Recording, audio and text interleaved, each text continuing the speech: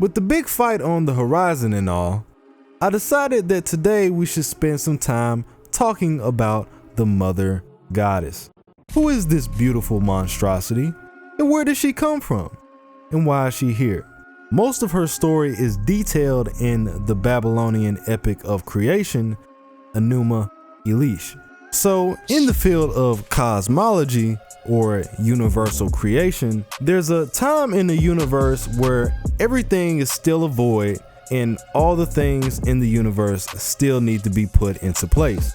This period is often referred to as chaos. Looking into the epic of Enuma, the poem tells us that from this chaos emerged two primordial deities that would soon give shape to the world's future. The first deity was Tiamat, the glistening motherly goddess known to be the embodiment of salt water. The other deity was Apsu, a god said to be the embodiment of fresh water and Tiamat's brother. Now, somewhere down the line, some freak nasty business went on where the waters of these two deities started to mix together and produced the universe's very first offsprings. This was their son Lamu and their daughter Lahamu. Once we had Lamu and his sister, they also went on to produce offsprings, and their kids did the same, until finally a deity from one of the later generations, Ea, was born. Also want to note that all the children that fall under the umbrella of the primordial deities are their kids as well.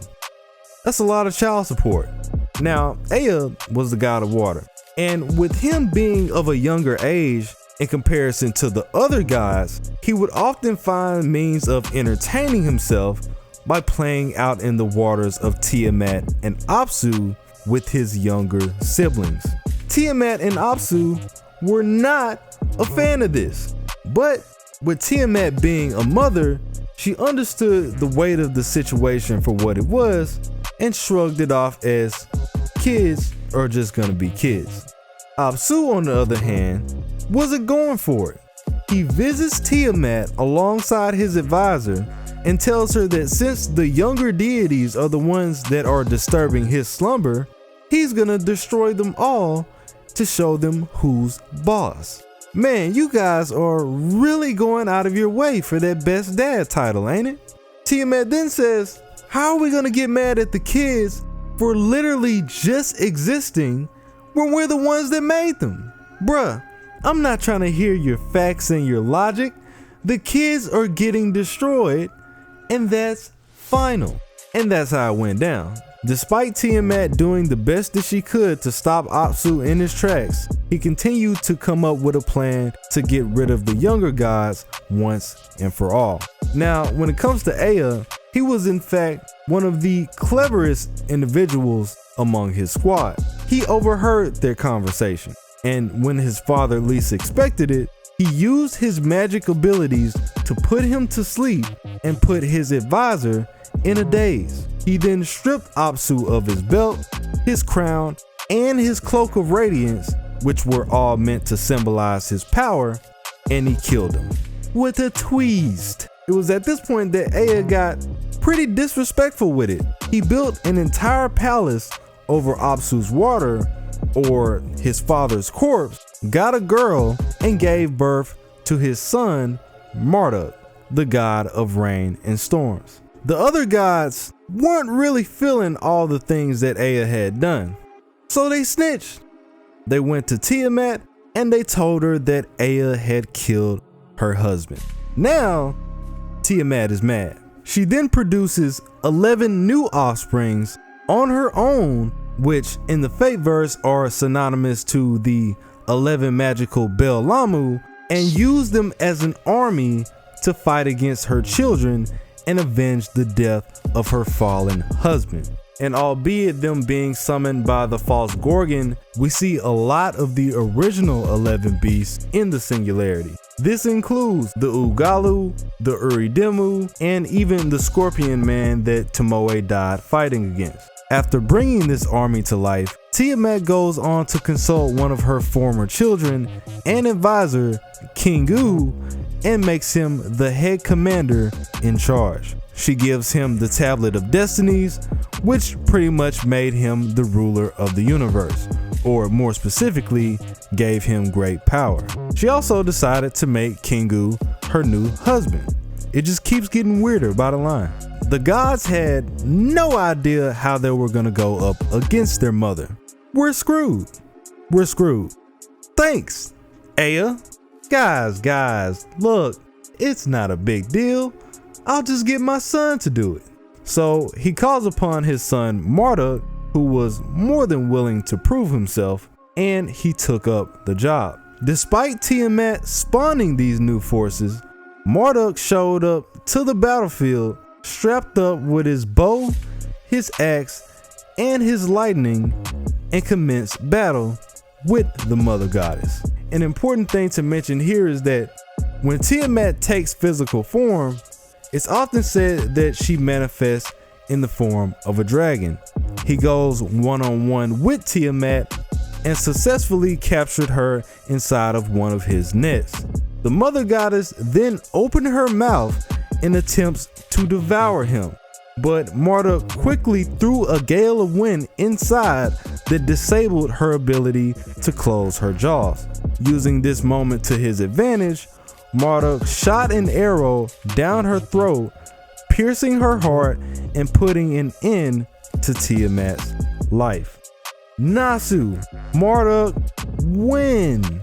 From that point forward, he split Tiamat's body in half with his axe and created what is known to be the origin of the Mesopotamian world. He took half her body, putting it beneath him, creating the earth. He took the other half, putting it into the sky and created the heavens. He took her tail and created the Milky Way, and he made the Tigris-Euphrates River flow from out of Tiamat's eyes. And this is where we land in the singularity.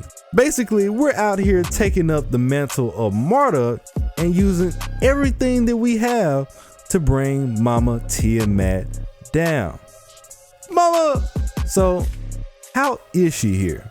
During the chapter, Ishtar explains that while she may have been taken down by the gods in the true myth, in the Fate verse, things go down a little bit different.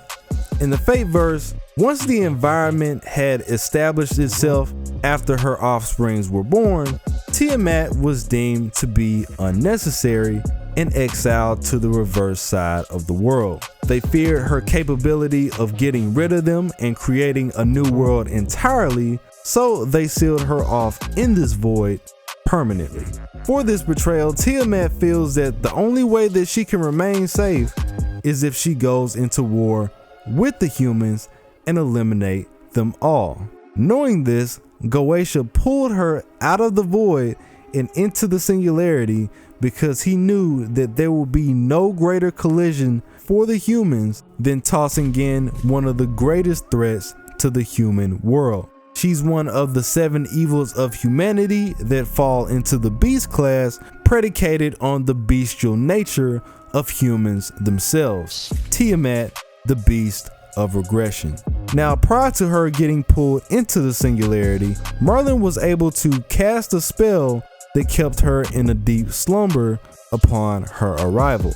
The Gorgon that we see in the singularity serves as an entity that the chapter registered as the actual Tiamat. Merlin, being the crafty person that he is, was able to keep this spell going so long as the singularity's Gorgon was still alive, as long as a Tiamat existed, even if that Tiamat was a fake. But eventually, there was a flaw in his efforts. Once the singularity recognized the fact that Gorgon's origin had vanished, the real Tiamat was able to wake up and take her spot as the rightful entity.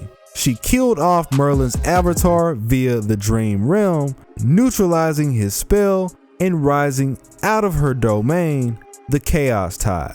The tides around Tiamat serve as a representation of her being the Sea of Life in her lore. Since this sea is actually mana in its purest form, Within the confines of her domain, her mana reserves are practically infinite. This can be seen by the limitless amount of Lamu that keep spawning over and over again.